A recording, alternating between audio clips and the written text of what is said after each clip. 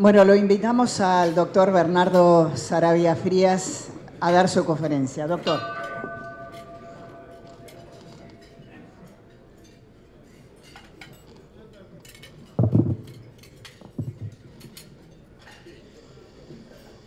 Buenas tardes, muchas gracias por la invitación, muchas gracias al señor presidente. Es muy grato para mí estar compartiendo acá un tiempo de reflexión. Y un saludo muy especial al señor embajador de Corea en el Día de su Patria.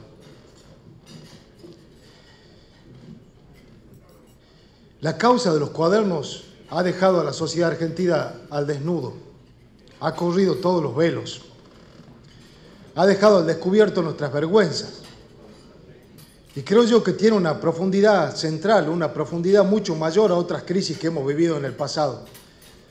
Cuando uno mira otras sociedades, otros países, hay puntos de quiebre. Basta ver, por ejemplo, el mayo del 68, basta ver la crisis del 30 en Estados Unidos, quizá la crisis del 2008 también.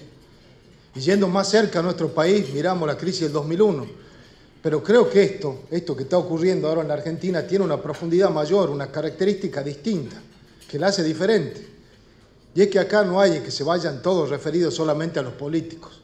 Como decía al principio, esta situación ha dejado al desnudo a toda la sociedad. Somos todos, empresarios, políticos, los ciudadanos, todos aquellos que por acción o omisión hemos permitido que la corrupción atraviese nuestro país, que la República sea violada durante muchos años. Y a partir de esta definición, de este eje, de este concepto, a mí me gustaría hacer una serie de reflexiones, que sea una introspección en primer lugar, que miran hacia el pasado, que interroguen el pretérito, y que de este modo podamos proyectarnos hacia adelante y sacar algunas conclusiones. Me rijo acá un poco por lo que decía el gran maestro de los abogados Cicerón, ¿no?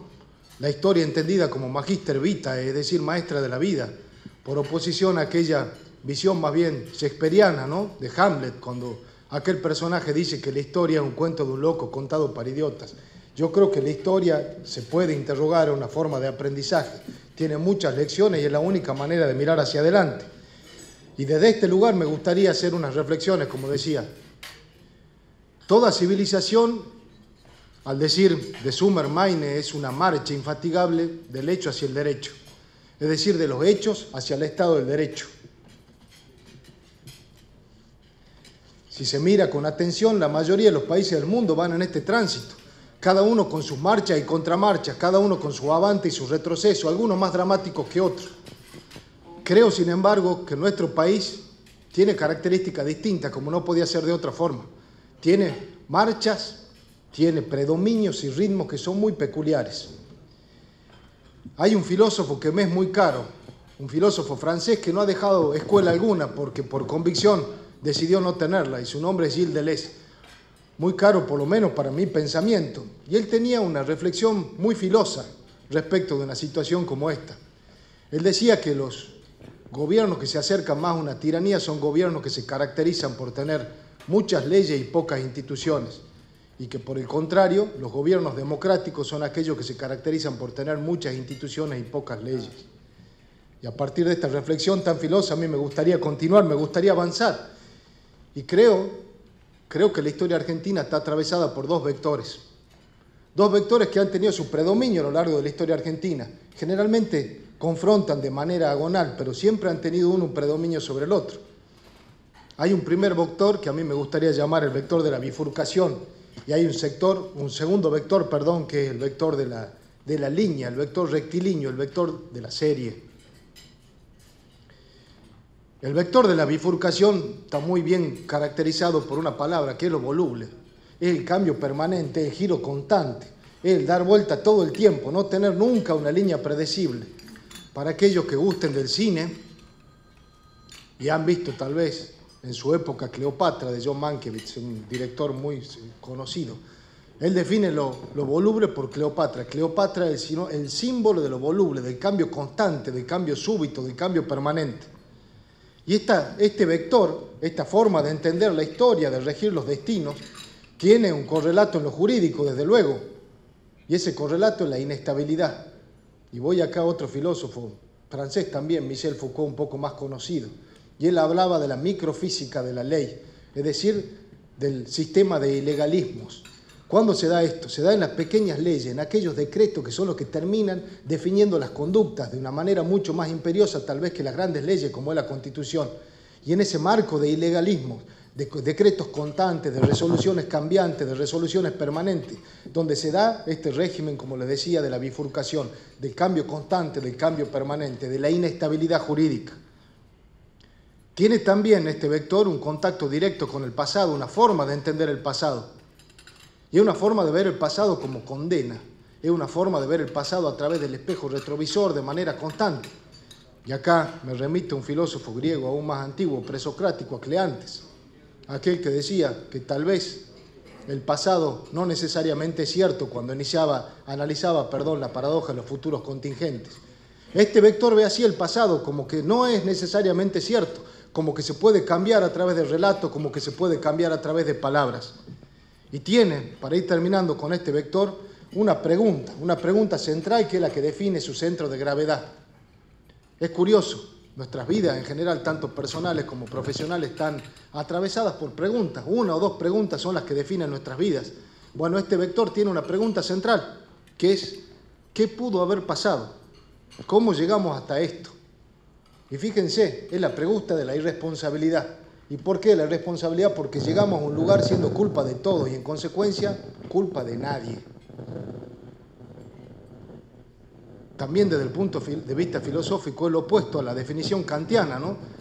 Menos todavía la de Ortega y Gasset, el hombre y su circunstancia, o el hombre, el aquí y ahora, definido por las coordenadas del aquí y ahora. Y es el hombre genérico, el hombre que no se sabe quién es. No es responsable nadie de nada. Todos somos responsables, en consecuencia no hay responsables. Y a este vector se opone el vector de la serie. Fíjense qué curiosa la etimología de la palabra serio, de seriedad, ¿no? Viene de conducta repetida en el tiempo. Eso es serie, eso es seriedad. Y este vector, si vamos de vuelta al cine, a Mankiewicz, vamos a la segunda película vinculada con la anterior, que es Julio César. Ya no es Cleopatra la que lo representa, es Bruto. Bruto, que ha sido signado como el gran traidor desde la obra de Shakespeare en adelante y por el cine también. Pero pensemos por un segundo. En la punta del filo del cuchillo de Bruto está la República. Él llega incluso a matar a Julio César, que era supuestamente casi su padre, su tutor. ¿Y por qué lo hace? Él veía que venía un tirano, que se acababa la República, que venía un dictador. Eso es Bruto, es la conducta rectilínea, casi parece en un punto, como su nombre lo indica, un bruto. Va siempre en la misma dirección y repite y va siempre hacia el mismo lugar. Y este es el segundo vector, el vector de la serie, el vector de la línea. Y tiene un correlato, como el anterior también, en la faceta jurídica, que es la institucionalidad, la seriedad, la inalterabilidad. Y eso es la institución, cuando uno lo piensa bien, ¿no? También etimológicamente es muy linda, la institución es lo que está ahí. Y a diferencia de la ley que es impuesta desde arriba, la institución nace desde abajo. La institución se crea o es creada por la sociedad y por eso es un buffer tan importante, porque nace de nosotros, convive con nosotros. Y fíjense la definición que daba de Cicerón de libertad, de libertas. Él decía la forma más cómoda de vivir dentro de las instituciones republicanas. Y eso es lo que aspira este vector tan aburrido a veces, pero el vector de la línea, ¿no? Y tiene también una pregunta central, que es su centro de gravedad, que es el centro que la define hacia el pasado, la define hacia el futuro. Y la pregunta es, ya no qué pudo haber pasado, sino qué va a pasar. Y ahí empieza a mirar hacia adelante, mira hacia el futuro. Y si ustedes miren países distintos al nuestro, por ejemplo Australia, Nueva Zelanda, la misma Corea tal vez, Estados Unidos, son preguntas que están asignadas por por un interrogante que les permite mirar hacia adelante. No tanto tener la mirada en el espejo retrovisor, sino mirar de frente hacia el futuro, mirar hacia adelante siempre. Lo cual no quiere decir desconocer el pretérito, sino aprender de él, no mirarlo como una condena, mirarlo como algo que nos ayuda a entender el presente y mirar hacia el futuro. Si lo miramos desde el punto de vista literario, y esto lo decía Borges también, ¿no? Tal vez hay dos grandes libros que representan estos dos vectores. De un lado está el Martín Fierro y del otro lado el Facundo. Ya lo decía Borges. ¿Qué hubiese sido nuestro país si en vez de canonizar el Martín Fierro hubiésemos canonizado el Facundo? Y esta es una pregunta de civilización o barbarie que Sarmiento nos sigue interrogando también, ¿no? Nos sigue interrogando desde siempre. Es una pregunta que tal vez no hemos respondido, y si la hemos respondido, creo que la hemos respondido mal. Este es un poco el diagnóstico, y ustedes me dirán, ¿para qué tanto diagnóstico? Yo quiero seguir mirando hacia el pasado para aprender. Y yo creo que hay una fecha que es fatídica, una fecha que nos olvidamos mucho, pero que ha sido determinante, constitutiva de este vector de la bifurcación en el que estamos sumidos desde entonces. Y el 6 de septiembre de 1930. Esto es independiente si era un gobierno radical aburrido, si había perdido el norte, si los conservadores tenían razón o no. Lo que yo sí sé es que ahí hubo una interrupción del orden institucional, un golpe de Estado cívico-militar que interrumpió por una vez el orden institucional. Y desde allí en adelante vivimos en tiempo de bifurcaciones. ¿Y saben qué es lo grave? La Argentina desde entonces perdió el ritmo. Y perder el ritmo es grave desde todo punto de vista. La diástole y la sístole desaparecen. Entramos en un ritmo que ya no es un ritmo cordial. Entramos en todo caso en un ritmo de taquicardia, en un ritmo de espasmos. Y esto nos crea una hiperestesia muy particular respecto de las crisis. Vivimos de crisis en crisis tal vez porque nos gusta la crisis. ¿Cómo no vamos a vivir de crisis en crisis si hay bifurcaciones constantes, cambios constantes, no hay un ritmo permanente? Creemos en las soluciones mágicas, creemos en los volantazos, creemos en los barquinazos. Esto es, como le decía yo, un poco el diagnóstico. Y el diagnóstico es lo que nos tiene que permitir mirar el presente y empezar a indagar un poco el futuro. Miren la paradoja. El presidente Macri es el segundo presidente ingeniero de la historia, si mal no recuerdo, por ahí alguno me corrige, justo creo que fue el primero. Casi todos fueron abogados. Y esto es capaz una autocrítica, siendo yo abogado, a los abogados que estamos presentes. Pero fíjense, el presidente Macri siendo ingeniero, que tal vez desde hace mucho tiempo, tal vez con alguna excepción del presidente Ilia, desde 6 de septiembre de 1930, que ha abrazado con mayor fervor este vector, el vector de la línea, el vector de la institucionalidad, el vector del republicanismo. Digo paradoja por ser ingeniero, pero tal vez no tanto, por aquello, la etimología de la palabra serie, ¿no? De seriedad, de conducta repetida en el tiempo. Es lo que le da mayor tranquilidad a un ingeniero, ¿no? La fase y los procesos.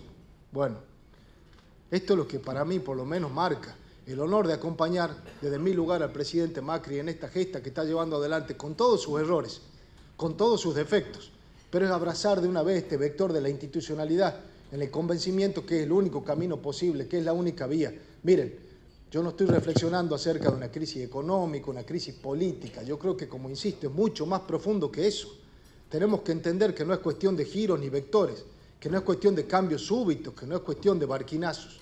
Es cuestión de mantener de una vez la línea. El cargo que ocupo me da una mayor responsabilidad también. Procurador del Tesoro. Miren, cuando me ofreció el cargo, me dio mucho orgullo el presidente y volví a mi casa. Y lo comento con mi mujer y mis hijos. Y mi hijo me dice, ¿qué es procurador del Tesoro? ¿Qué es eso? Suena muy colonial, ¿no? Bueno, traté de explicarle y esto me llevó a otra reflexión. Le dije, procurar es cuidar en latín. Y el tesoro, digo, el tesoro, ¿qué tesoro estaré cuidando, no? Y ahí me di cuenta un poco, es la seguridad jurídica. Eso es lo que tiene que cuidar el procurador del Tesoro. Y me di cuenta el valor que tiene este puesto y este cargo. Y como les digo, me da mucho más orgullo todavía en un presidente que, aún siendo ingeniero, abraza con tanta convicción este vector que viene abandonado en la Argentina desde el 6 de septiembre de 1930, que es el vector de la institucionalidad. Y ahora los invito, corto, a mirar hacia el futuro, porque hay mucha desesperanza y es comprensible, hay mucho esfuerzo, estamos en medio del desierto, cruzando el desierto, es cierto. Ahora, para entender este gobierno, para entender lo que estamos haciendo, yo los invito a que pensemos en términos republicanos y pensemos lo que me gustaría llamar un tetrálogo de principios. Son principios clásicos para aquellos que son abogados. División de poderes. Y pensémoslo en términos concretos. ¿Qué está haciendo este gobierno al respecto? ¿Ustedes creen que la causa de los cuadernos no hubiese sido posible si no hubiese un respeto extremo a la división de poderes? Con todos los defectos que tenemos, ¿ustedes creen que una justicia hace 2 años hubiese hecho, 3 años o más hubiese hecho lo que está haciendo? Eso es división de poder. ¿Ustedes creen que es posible mandar un proyecto de presupuesto como hace mucho tiempo no se hacía y abrir a la discusión y discutir cada uno de esos números tratando de buscar un consenso, tratando de buscar un equilibrio? Eso es división de poderes. Eso es respeto al poder legislativo, respeto al poder judicial. Piensen en la publicidad de los actos, el segundo principio de cualquier sistema republicano. Y miren si la ley de transparencia que se ha dictado, con todo lo que eso significa para exponerse a cualquier funcionario, Todo el mundo sabe cuánto dinero tengo, dejo de tener, dejo de ganar. Y todo el mundo sabe la información de cada expediente que hay. Y eso genera demandas, genera denuncias con las cuales uno tiene que convivir. Y está bien que sea así. Eso es parte de la transparencia con la cual tenemos que vivir también. Piensen en la responsabilidad de los gobernantes. Y fíjense, todas las críticas que se han hecho por no hacernos cargo del pasado, de hablar de la herencia recibida, de marcar todos los errores, que todos sabíamos que estaban ahí, como todos sabemos el sistema corrupto y por eso que teníamos y que hemos tenido durante largo tiempo. Y eso es la responsabilidad del gobernante, sin jactancia hacerse cargo, porque el Estado es uno y tiene que hacerse cargo uno del pasado. Y uno tiene que ir como procurador, por ejemplo, a poner la cara en el exterior por juicios que sabe las barbaridades que se han hecho en el pasado y uno tiene que hacerse responsable y defender con la mayor convicción, porque está en juego la historia de los argentinos, está en juego la República Argentina, está en juego nuestros tesoros y el aporte de cada uno de ustedes. Y piensen por último en la periodicidad de los mandatos, que es el cuarto principio. Yo les aseguro que acá no va a haber ningún intento reeleccionista indefinido, porque no corresponde. Esos sueños no son propios de una república y eso no va a pasar. Para entender mejor este gobierno, entonces yo los invito a analizarlo, a juzgarlo y mirar todos los actos que estamos llevando adelante desde el punto de vista de estos cuatro principios. El cambio no es una palabra vacía. Cambiemos propone justamente abrazar este vector de la institucionalidad. Está lleno de contenido. Es mirar a la historia, ver dónde estaba el error, lo que creemos que fue un error, abrazar este vector, entender así el presente y proyectarnos al futuro. ¿Y saben cuál es mi esperanza? La esperanza de este cambio. Yo estoy convencido que este es un tiempo de maduración política de la sociedad argentina, que la sociedad argentina empezó a comprender muchas cosas, que ya no es cuestión de curvas, como lo decían, ni de bifurcaciones, no es cuestión de barquinazo, es cuestión de una línea, de ser serio en el tiempo y mantener lo que uno cree que es lo correcto. Le agradezco mucho por el tiempo. Bueno, vamos a hacer un pequeño cambio. Va a hablar el señor Sergio Kiribelli en relación a la celebración de Corea y después continuamos con el doctor Saravia Frías.